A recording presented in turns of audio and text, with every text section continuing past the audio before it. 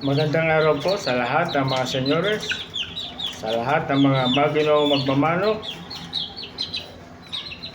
Update ko lang po kayo sa aking mga anak ng mandirigma.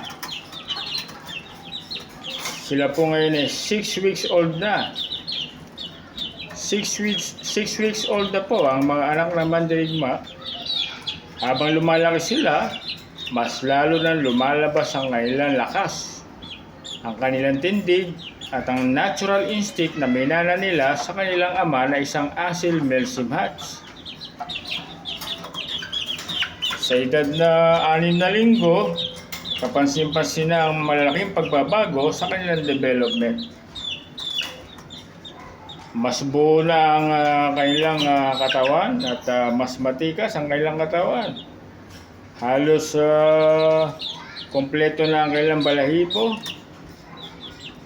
at mas alerto at mas aktibo silang kumilos at nagsisimula na lumabas ang kanilang kanya-kanyang ugali at fighting instinct.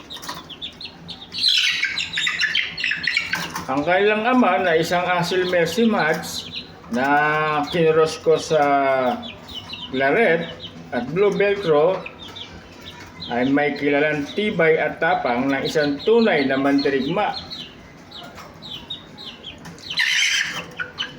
Ito ay nag-iwan ng legacy sa pamagitan ng mga sisiw na ito.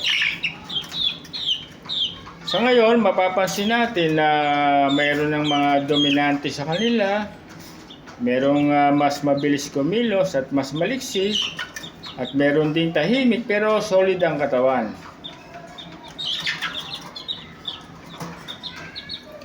At may ilan din na nagpapakita ng confidence kahit bata pa. Pero gaya nga ng sinabi natin sa mga kaibigan, hindi lang sa tapang nasusukat ang magiging kalidad. Importante pa rin ang tamang pagpapalaki, tamang kondisyon at tamang seleksyon habang sila ay lumalaki.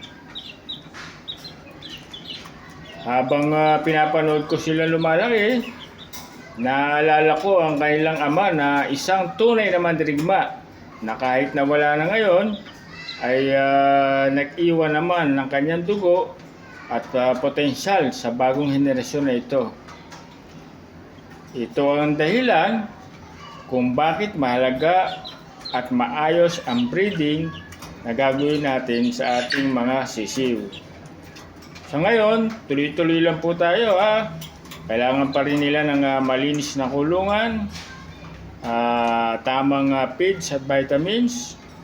Kailangan pa rin ng regular na obserbasyon.